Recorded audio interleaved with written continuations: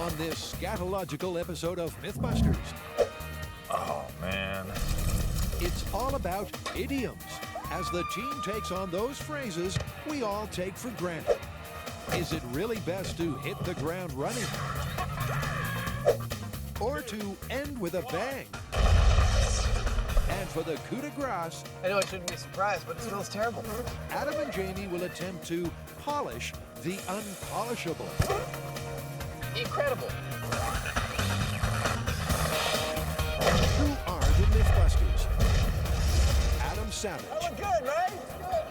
I look damn good. And Jamie Heineman. Oh, great. We got a Yeti outside. Between them, more than 30 years of special effects experience.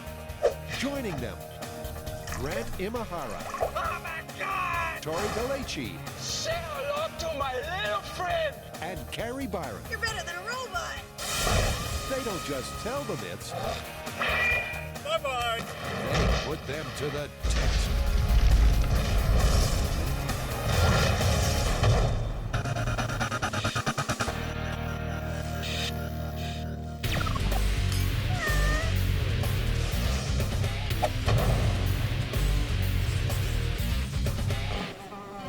So, we're doing idioms. Do you have any? I do, actually. At Industrial Light Magic, whenever we were working on a model that required a lot of detail and yet was still ugly, we referred to the process as polishing. So, the myth is you can't polish. Exactly. That one's been around forever. I've heard that all over the place. I got a wrinkle, though, because the network has instructed us that we're not allowed to use the word. Can we say? Of course not. Nope. But to set your mind at ease, we can say feces, manure, guano, dung, waste, scat, doo-doo, poo-poo, and poop. Pedants that we are, we've put common idioms to the test before. We've dared to question the culpability of bulls in china shops. They're very careful of the break in China. The trouble with finding needles in haystacks. And the ease of shooting fish in a barrel. I think he's still squirming. But this just might be the toughest task of all. So, where are we going to start with this poop polishing? Well, I think we're going to need the widest possible array of dung that we can find. A veritable smorgasbord of fecal matter. And then see if there's any specific kind we can get to take a high polish. Okay, let's get at it. From here, the best place to find a truly broad selection of dung is the San Francisco Zoo. Well, we're just about to go into the barn containing a bunch of giraffes, or as we on MythBusters like to call them, the large herbivore savanna-based feces production units. And hopefully they're going to have some special packages just for us. But you can't expect something for nothing, so the boys come bearing fruit. We've got some breakfast here. This girl refuses to take Adam's banana. No surprises there. Jamie has better luck. She's beautiful. And breakfast begins its magical transformation into manure. Okay, now you've eaten. Let's see the other stuff. It's a rare chance to frolic with the wildlife, but Jamie knows they're here on business. He's like, what the hell are you doing? I'm gonna cry. Is it okay? Can I get some? So it turns out the giraffes are really efficient at extracting the nutrients they need out of the food they eat. Unlike things like elephants and other herbivores that live in the same environment that are basically like cows, the way they process, the giraffes extract every last little thing, out of the food, and that's why you end up with this dense little nugget, which tells me that it might be better material for us to work with. But giraffes aren't the only donors. Grizzly dung. Let's go get some. Armed with scoops and buckets, they need to steal the scats of a bunch more species to give them the best possible chance of busting this myth. If one stool won't take a shine, another might. So there's no bears around here, I take it. Hey, Jamie, over here. Oh man, this stuff is soft. It's kind of like meatloaf. I know I shouldn't be surprised, but it smells terrible. You know the worst part now? I got an itch on my nose. The Grizzlies get set free. as the boys move from stink to stench. Warthogs. Oh, right out of the gate, I see we're in luck. Look at that. Holy, that's a lot of poo. Oh, wait, look. Oh, it's all in a string. It's like it could be a necklace. We just yeah. have to polish it up. They race to secure the manure from half a dozen more animals, including lions, rhinos, and koalas. I think we got everything we need here. Oh, you're full of it. Let's get back to the shop and start polishing.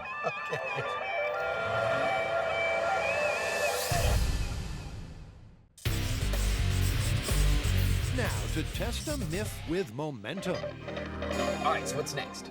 Well, we've got another myth that will likely result in you getting hurt. Great. Awesome. What is it? Okay, you know the phrase hit the ground running? Yeah, that's the term when somebody is like already up to speed before they start a job. Right. Well, what we want to know is if you literally hit the ground running, do you get going any faster? I like it. Yeah, it sounds dangerous for you. When the phrase surfaced in the 1890s, it was meant literally. So all the more reason to put it to the test. We'll move on to wheels in motion, but kick off with fast feet. So how are we going to test this? I think we need to start out with a harness to keep us suspended in the air so we can get our feet moving before we touch the ground. We should probably also add some forward momentum to see if that has any difference on the experiment. Wait a minute, that sounds like we're all getting hurt, not just Tori. Welcome to my world. And welcome back to Trapeze Arts. This is where our three thrill seekers once tried a 360 on a swing. Oh my gosh, that's enough! The teams commissioned an indoor zip line to help launch the legend. Meantime, they'll need some baseline figures to see if this phrase has legs. Well, I think we should start out with a control run from a standing start, let's say 30 feet, and then time it. All right, then we'll use our harness rig so that way we're up off the ground. We'll start our run, and then when we're dropped, we'll be in mid-stride, and we'll see if our time is any shorter. 30 feet's a short sprint, but that's the best way to test this idiom. It's 30 feet right there. Any difference between a standing and a rolling start is likely to be measured in fractions of a second. Let's go! Let's go! Come on! Get those shoes on! Get those shoes on! Tori's the first to run his 3 standing start control sprints. On your marks, get set, go. Tori consistently clocks just over 2 seconds. 2:11. But those tiny differentials might make all the difference. All right, who's next? Now, Carrie and Grant post their own times. I'm ready. On your marks, get set, go. That was cute. It was cute. I like the way she hit the back. Then Grant steps up to the mark. On your marks, get set, go. Grant figures out the average time for each runner. That's the mark they'll have to beat. And now for the fun stuff. Okay, hit the ground running test. Go over the plan. All right, so the trapeze is set up. Eric's gonna lift us up so our feet aren't touching the ground. We're gonna start moving our feet. As soon as we hear go, we drop down and start the run. Tori takes flight as Carrie takes fright. Personally, I think hitting the ground running sounds great in your head if you're thinking in cartoons, but in real life, I have a feeling it's going to trip you up and, well, we might see some face plants. We live in hope.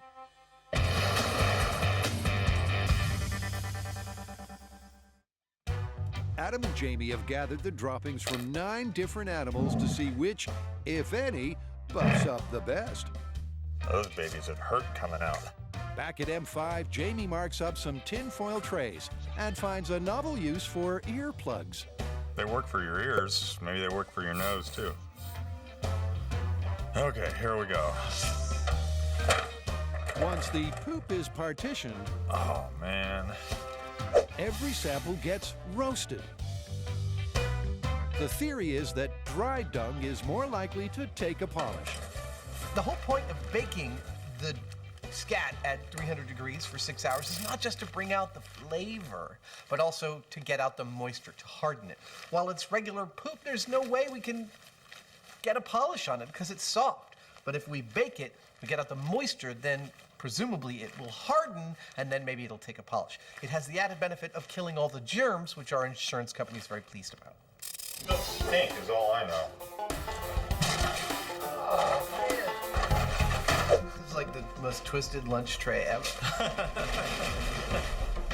And their first job is to sort the chaff from the hay. This is horse poop, and there's nothing left. It's mostly like, hay. And in fact, that looks like that's all it was, but Now it's ash. Baked horse manure looks way too flaky to take a polish. And the same goes for elephant, rhino, and grizzly dung. We got 5 out of 9. That's actually pretty good. Let's see what we can do. Where do you want to begin? Adam's a stuttering mess, but this is uncharted territory. They'll need good instincts and a strong stomach to choose the right sample and the right method. Jamie picks, giraffe dung. while Adam tries Lion feces. And I'm going at it with a bit of 320 grit wet dry sandpaper. And honestly, it seems to be going swimmingly. Assuming this idiom ever gets close to being busted, to call it, we'll need some kind of gloss rating. Adams arranged to rent a fancy machine that actually measures the reflective properties we call a shine. At this early stage, Jamie thinks we won't be wasting our money. So I'm actually getting a nice little shine on this puppy. I'm doing that just by adding a little bit of water to the table surface and rubbing it around until it kind of flattens what material's already there out into a nice surface. Giraffe pellets do seem to have polish potential. The finishing touch on this is going to be to add a little bit of oil, just like you would put on your furniture that you've got nice and polished, and that'll keep it shiny. Meantime, Adam goes high-tech with a jeweler's wheel. Terrible failure, that is, right there. Frustration turns to exasperation as Adam learns that Jamie's using furniture polish. You are obstinately ignoring the spirit and the letter of the myth by using a wax-based polish. This is about polishing. There's polish. I don't see the problem. You're imparting an artificial shine. You might as well just spray paint it. You're adding a material, and the material is what's getting you your shine, not the poop itself. Proving you can polish a poop is a big ask, so it's no surprise that the hit the fan. It's a wax. It helps get a shine on it. You wax your floor, you polish your floor, you polish tables. I'm gone. Well, I guess we've left Tori hanging long enough. He, Grant, and Carrie are testing the literal truth of hit the ground running. Just like the control sprints, they'll all try this running drop test 3 times. And here's the highlights. Go! The way I was picturing it is really cool. I probably look really cool on the high speed on this one. Hanging, set, I haven't reached maximum velocity yet. go. Go. I have to say that was pretty awkward. And it wasn't really like hitting the ground running so much as it was hitting the ground stumbling. Wow, that is the most graceful thing I've ever seen in my life. Eye the tiger, Grant. Eye the tiger. More like Eye of the Kitten. You can't help notice that hitting the ground running looks a lot clumsier and a whole lot slower than a standing start. I'm under no illusion that was probably a slower run. I almost didn't see her pass. Mostly from all the awkward flailing around that left me in a strange position by the time I hit the ground to run. Go. But the stopwatch never lies. On average, the 3 of us were faster hitting the ground running There's no way. by 1/8 of a second. Incredibly, these rough rolling starts did make for a slightly faster time. But there's a good chance they can do even better. Now we're going to do a test, hit the ground running, but with forward momentum. I think this is going to be a much better test. Sliding in on a zip line, they'll hit the start line at speed. By any standards, this must be the ultimate way to hit the ground running. But will it be faster? Well, it's hard because it's like if your foot is not in the right place when you get off that trolley, you're gonna go straight on your face. Maybe that's why hit the ground running isn't actually a good thing. In 3, 2, 1, as your legs are moving, you start swinging back and forth. So you're pretty much out of control before you even get to the ground. So once you get to the ground, you have to like stabilize yourself, balance, make sure you don't fall over, and then run. It is a very stupid thing to do. So Carrie follows in his floundering footsteps. Run, run, run, run, run, run, run, run, run, run, run, run, run, yeah! That's not so easy. Yeah. Yeah. Time for Grant to strut his stuff.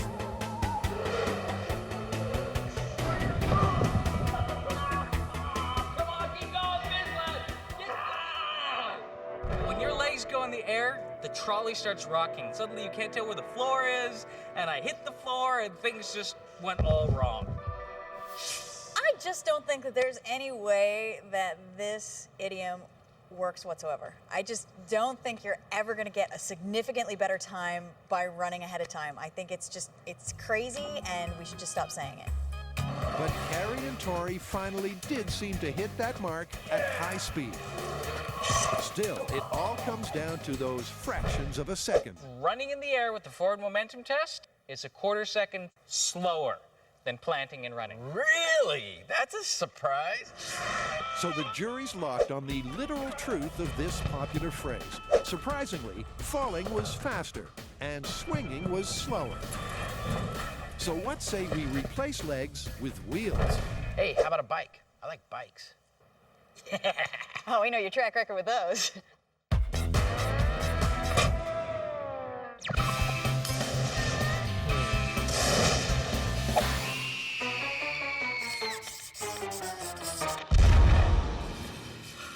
I can tell you're trying to send a message, but I can't figure out what it is. It's an idiom we've been exploiting it since the very beginning of the show. Really? An idiom? I can't figure out what... You gotta tell me. Better to end with a bang. So you're suggesting that we end the idiom special with a bang? Exactly. That's brilliant. Let's get out of here. Sure, we always assume it's better to end with a bang, especially on MythBusters.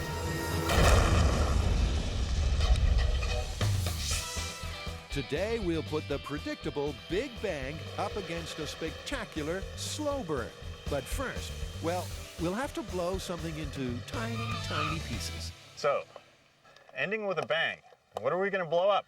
Well, you know, normally we blow up really big, spectacular stuff. I was thinking, what if we blow up something small and piddling, but in a spectacular way, like your little moped there? What, this thing?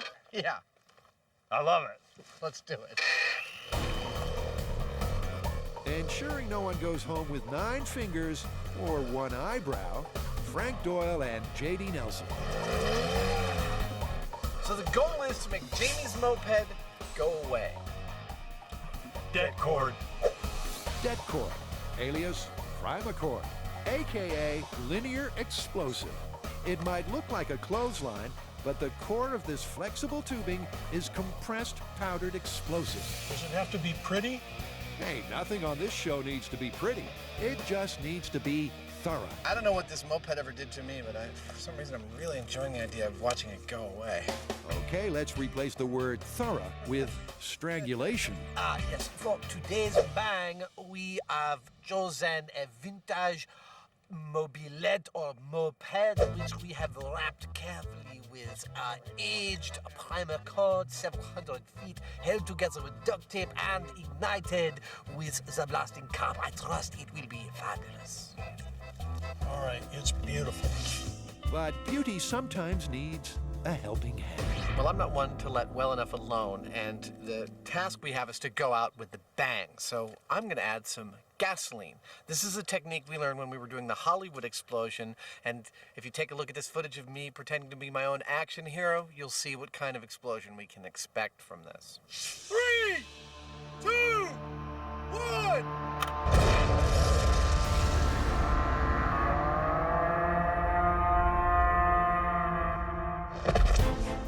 So Adam adds even more fuel to the fireball.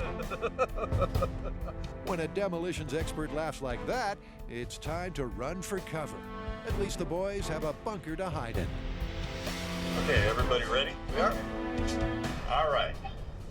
Ends with a bang. Firing in 3, 2, 1. Wait. I just realized this is ending with a bang. And we're still in the middle of the episode. We can't do this at this point. We've got to go take care of a whole bunch of other stuff and then come back here. Really? Yeah. Okay. Let's go.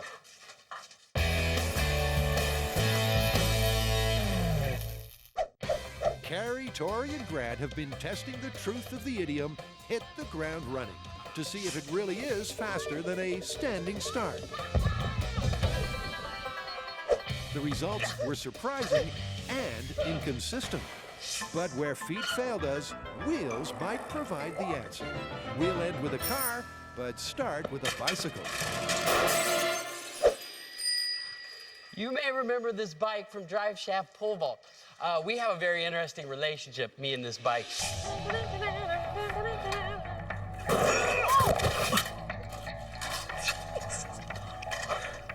I'm okay.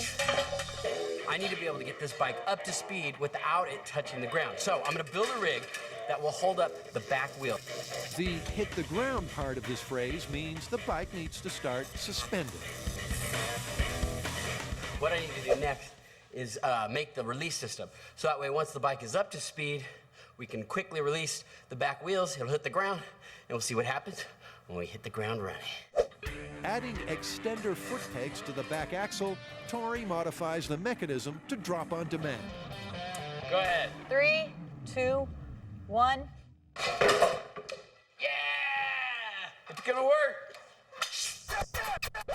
Out on the test track, Tori sprays the start, while Grant marks the finish line, 100 feet up the tarmac.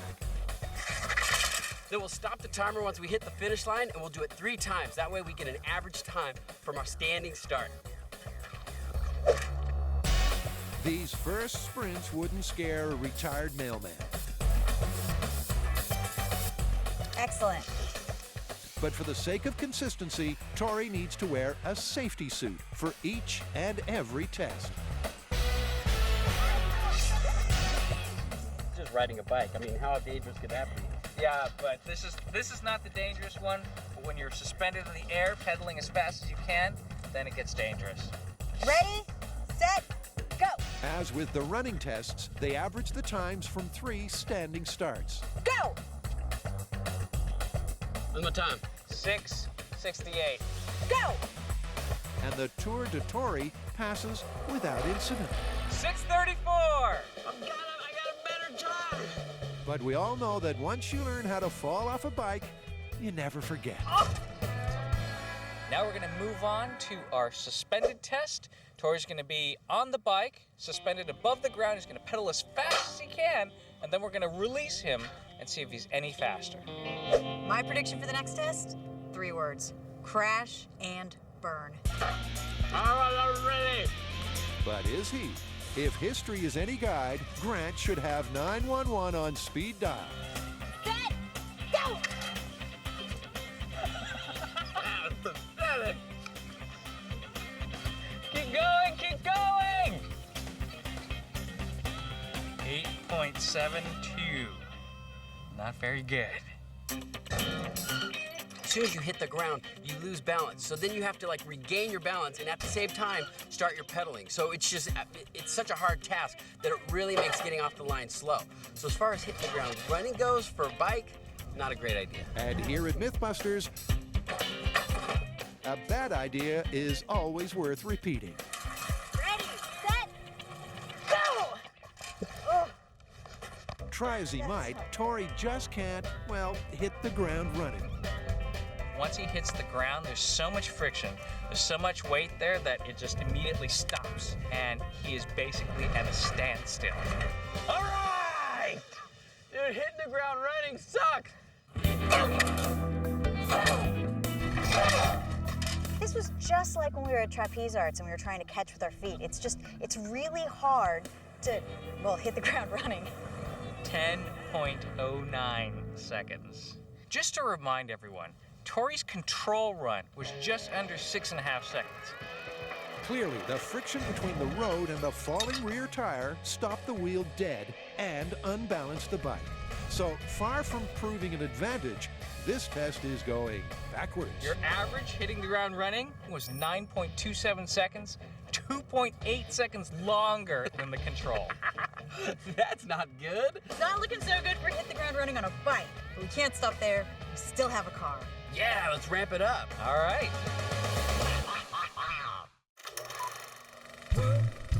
Adam and Jamie are testing the truth of that delightful idiom, you can't polish a you-know-what. Adding to the unpleasantness, Jamie's use of furniture polish provoked a scat spat. I mean, it's ridiculous. I just don't believe it. I don't believe it. You can be as literal as you want, but you polish your floor using wax like this. You polish tables. Nobody accuses you of cheating when you polish your living room furniture with polish. So I think Adam's just kind of like off because he's not getting any results, and I am. I'm interested as to whether or not these things are actually polishable, not as to whether or not I can add something to them to achieve a shine. But he'd sooner strike a light than curse the darkness. Hello, sir. Adams enlisted Jason Arnold to explain the Japanese art of dorodango, shaping shiny balls from common dirt, using only your hands, tap water, and patience. This was made out of just some soil found in my dad's backyard. Then I wanted something nicer, so I went and got just a nice dirt mix that didn't have a bunch of junk in it. So, Wow, these are great. yeah. Can you teach me how to do this? Absolutely, yes. I'd love to teach people how to do this. Let's do it. All right. The boys dish the dirt side by side. It's a proof of concept cooking lesson that hopefully works just as well with manure. You know, usually on the show I'm connecting to my 14-year-old self, the pyromaniac. Now I'm connecting to my 4-year-old self. You're looking pretty good there. I think you could start to pick that up and get your hands dirty. All right. They need a good balance of dirt and water to shape a sphere the size of a pool ball. And remember, this is nothing more than a ball of mud. Now I feel like I want to add just like a little tiny bit of water. I really want to try and get water out of it. Okay. If you feel that it's too dry, maybe, and it's like crumbling, then yeah, you may want to add some water to No, I it. feel like I'm right on the edge. Adam soon adapts to the rolling rhythm. This is so much fun. And the frequent trips to the fridge to speed up the condensation. So 25 minutes, we pull them out? Sounds great. It all takes time, but it could be worse. If you're doing this the old-fashioned way with no refrigerator outside, it'll take more like a week or longer as you leave it outside. Now, Adam has a surprise for Jason. So Jason, I know I haven't told you what the whole purpose of this is. I'm wondering how well this process would translate to poop. To polishing poop. It could be done, I think. That's all I needed to know. I'm starting to feel like this is definitely applicable to poop, and I guess you would definitely call that Doradungo.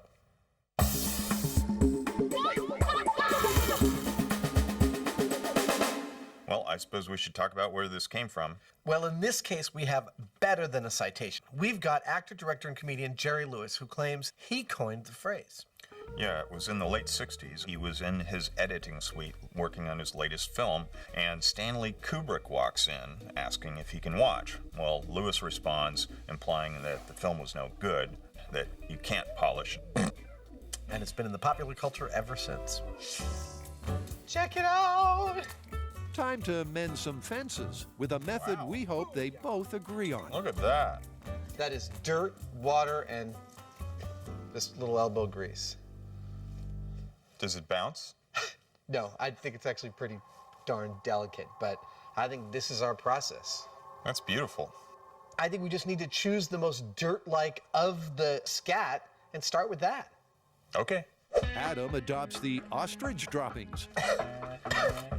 And Jamie decides on the lion leftovers. I need to take this and make a shiny mud ball out of it. Now, this is lion poop.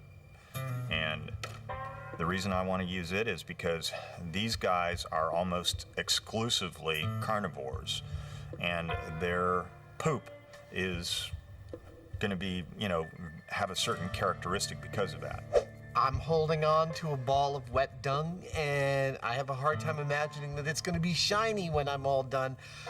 At the same time, I'm so jazzed from my shiny mud ball that I'm optimistic that this is going to work. I'm actually really impressed how this lion poop is working. It has a really fine dust that comes out of it when you start to work it. Since the perimeter of any perfect ring will meet a perfect sphere all the way around, this kind of helps me just test and see that I'm reasonably close to perfectly spherical. These are so simple. They're just, there's nothing more pure than a sphere. Unless the sphere needs a shave. Jamie resists yelling, "Waiter, there's a hair in my poop." He just takes care of business. That's working.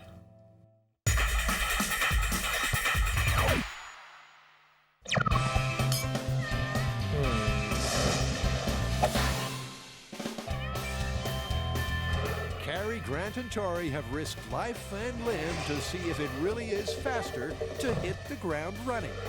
Flailing feet prove nothing. And the hover bike was a total bust.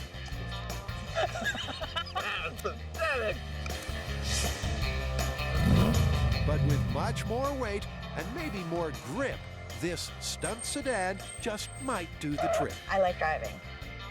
Driving and hopefully braking is Carrie Byron.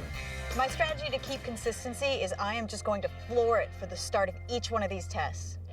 Grant sets the mark at 300 feet. Now Carrie sets some times from a standing start. Here we go. In 3, 2, 1, go!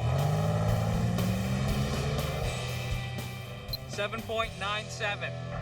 As before, they'll average these control runs to compare against hitting the ground running. Now that we have our data, the next step is to raise up the drive wheels, which are the front wheels, off the ground. I think this has a good chance of being faster. The car's more stable, it's got better traction, and the wheels are unlikely to stop when they hit the ground. But there could be a few problems. We could blow out the tires, The car could swerve out of control. or we can destroy the transmission. Be interested to see what happens. That's better. With the engine at full revs, this 4,000-pound car is rigged with a quick release to smash into the road at top speed. We've never done anything like this before, so I guess we just have to cross our fingers and hope everything goes really well. And if things don't go well, there's no way anyone here can help her. Unlike the bike, the car wheels don't stop dead, but they do seem to struggle for traction. The front end is up off the ground. The wheels are spinning as fast as they can go. I pull the release, and it bounces off the pavement, skids out, and takes off. Tires didn't pop, so I think we're good. We'll be able to do another test. That's a green light for a second run. This is the craziest thing ever. You're standing down here at the end of the line, and you see, once the car hits the ground, a huge cloud of smoke. And I'm not quite sure, actually, if the car is moving towards me until it breaks through the smoke and I can see it accelerating. Incredibly, nothing's broken. So Carrie hooks up for her third and final drop drag.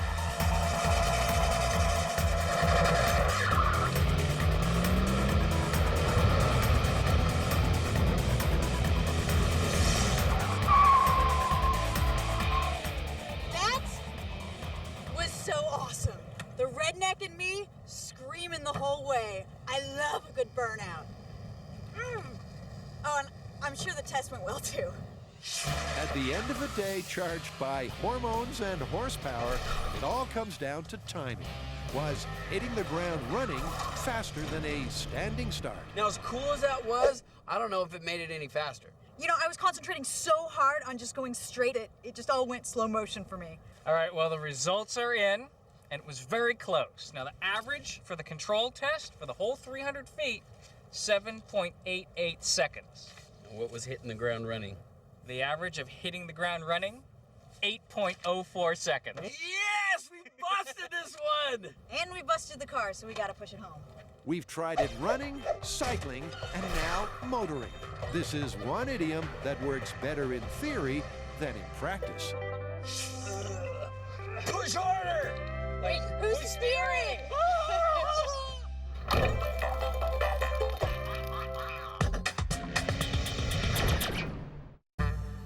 For Adam and Jamie, it's been 3 long days of shaping and buffing. But thanks to the ancient art of Dorodango, they've got a real chance of actually imparting a polish to poop. You know, the casual viewer might look at this and say, pardon the pun, what a load of crap. Who needs to know this? This is disgusting. But I'm actually really fascinated by this. Even if it is a disgusting material, it's totally unlikely. And yet, by really thinking carefully about it and by like polishing and working it, we've actually got a lovely shine on this. Of course, it's not all smiles and sunshine. The balls still stink to high heaven. They're unsanitary. And Adam's made a mess of the pants he was going to wear to the Emmys. I swear that is as shiny as I'm gonna get it. It's pretty good. Now, here's the rub. What exactly defines a polish, and how do you measure it? Adam's left nothing to chance. Because the whole point of this exercise is to polish a poop, the question remains, how do we know when we get there? What is shiny? What is polished? Well, we've got a gloss meter here, which measures shininess in gloss units. And we know that anything above a gloss unit measurement of 70 is considered high gloss or polished. And I submit that that is our target. First, I'm going to run it through its paces with this shiny chrome ball, which no one would dispute is a very polished ball. The gloss reading on polished chrome should give us some idea of whether or not Adam's dung ball will make the grade.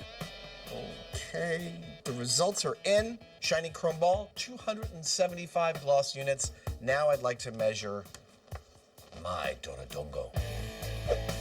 They've cramped their fingers, lost time with loved ones, and infused M5 with a stink that might just last forever. But if they can bust this myth, well, it's almost worth it. 106. Remember, anything above a gloss units of 70 is high gloss, and I got 106. So I succeeded in polishing a poop. Let's go get Jamie's. Dude, I achieved high gloss according to our gloss meter. Not bad for like a lot of grass and other things in there. Yeah, I got 106. Wow. I can just about see myself in it. Oh, we got to test yours. Come on, let's go. Okay. Jamie, you'll recall, chose the lion dung.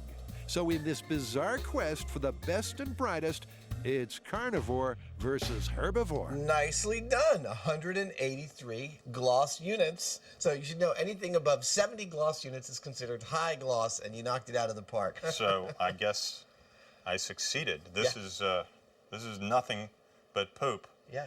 And like, what was it? 3 or 4 days of constant polishing in my off time?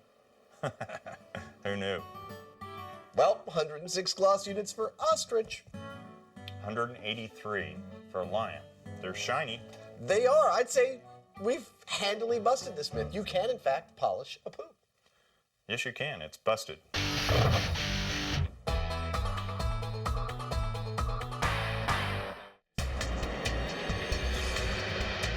hope you accept my apologies for the early Explodus Interruptus. Firing in 3, 2, Wait, hold on. It's now the end of the show, and now we can proceed with ending with a bang. In case you didn't remember, we've got a moped up there wrapped with a couple of 100 feet of det cord It's like a spider caught it, really. and about a gallon of gasoline. We're just about to light that puppy up, and it should be pretty spectacular. Ends with a bang. Are you ready? I'm ready. You sure? Just do it. Firing in 3, 2, 1.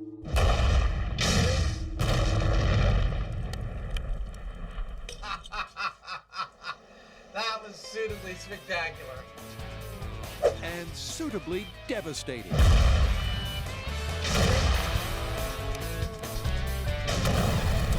They've turned a moped into a no-ped. But this idiom is only halfway tested. Think I can still ride it?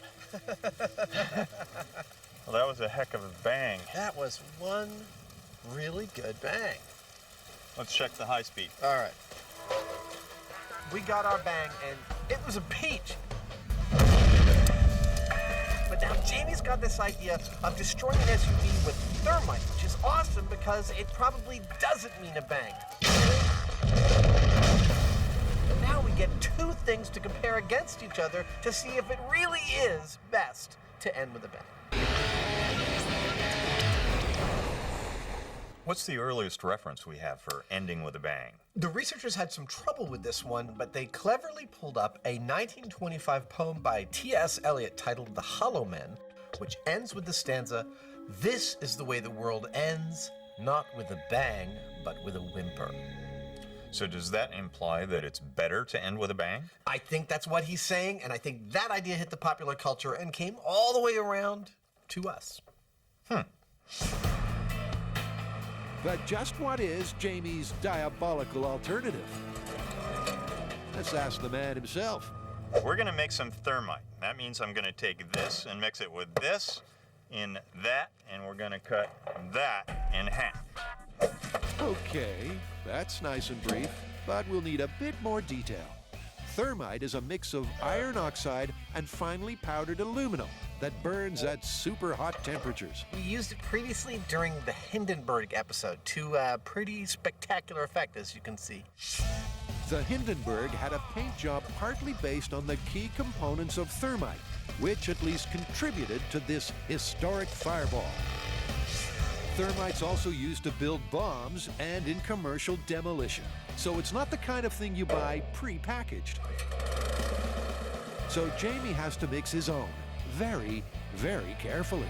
The only people that we could find that are used to working with this kind of quantity of thermite normally make solid rocket boosters. And they told me that I need to be really careful with this because even mixing it in a mixer like this can generate enough heat from the friction that it could auto-ignite. And once this stuff goes off, you don't want to be around it. So we're keeping a close eye on it. Cue the sacrificial SUV.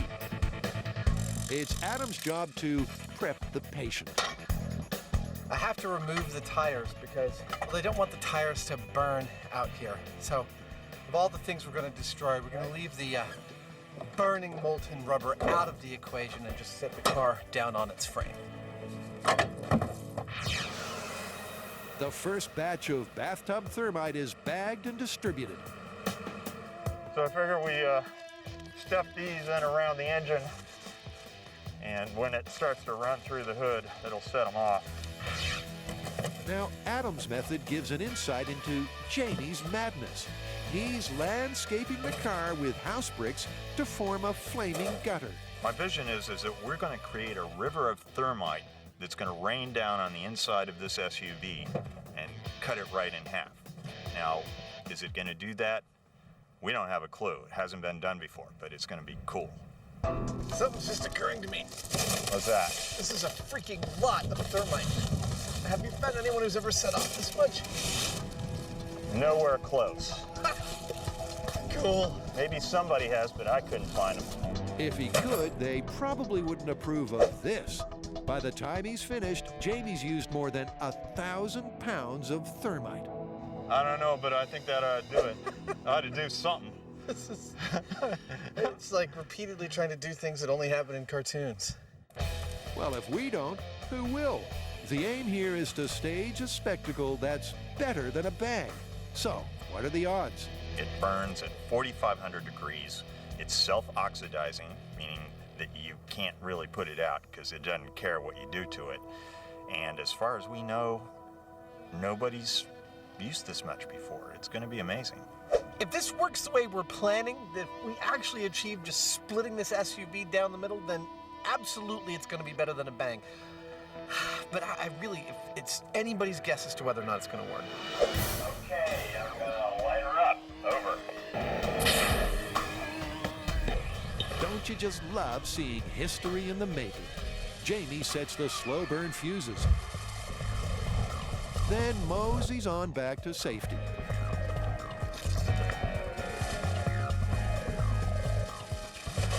Personally, I'd take this over a bang any day because this is something special. Once this stuff goes off, it's gonna be nuts.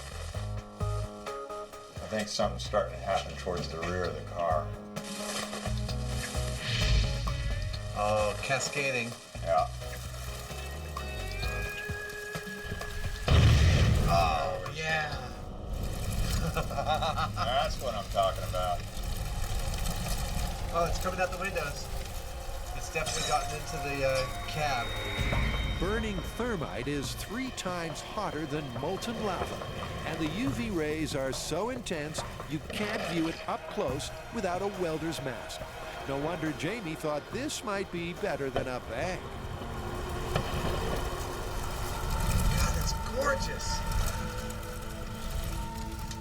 It's like the gift that keeps on giving. Look at the size of the cloud that's putting out.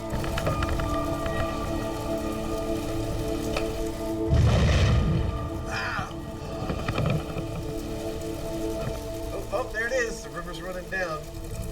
Yeah, you can see it dripping off the front of the car. Exactly. Oh, that's great. As the fire peaks, then sputters, it looks like the thermite strip hasn't quite cleaved the roof. Looks like it's petering out. JD decides it's safe enough to venture forth. While it didn't really cleanly cut it right down the middle like I was hoping, there's not going to be a whole lot left of that car. You can actually see where the 2 separate halves of the roof have dropped down. Oh, yeah. It cleanly sliced the whole roof where the main line was, but for some reason it didn't get all the way to the windshield and it didn't cut through the hood. No. But rending the roof wasn't the main aim. They just want to know one thing. Was this better than a bang? I'm sort of biased towards saying yes because, I mean, the amount of energy that was released here was just enormous. This was something that you just never see 1,000 pounds of thermite going off. This was fantastic. I loved it. Well, for ends with a bang, we've got 2 beautiful points of comparison. On one hand, we've got the non-bang, and the other hand, the bang. I like the non-bang. Yeah, and I like the bang, which means we're deadlocked. We can't call this one. Well, let's do something a little different and put it to the viewers. Let them decide. That's brilliant. Log on to discovery.com/mythbusters and tell us which one you liked best. So you can help decide if this one's confirmed or busted. Meantime, Adam has some closing thoughts. Well, we got our bang and we got our non-bang. But just in case you feel like ending this very episode with the bang, here's a few of my favorites, starting off with a good old water heater explosion.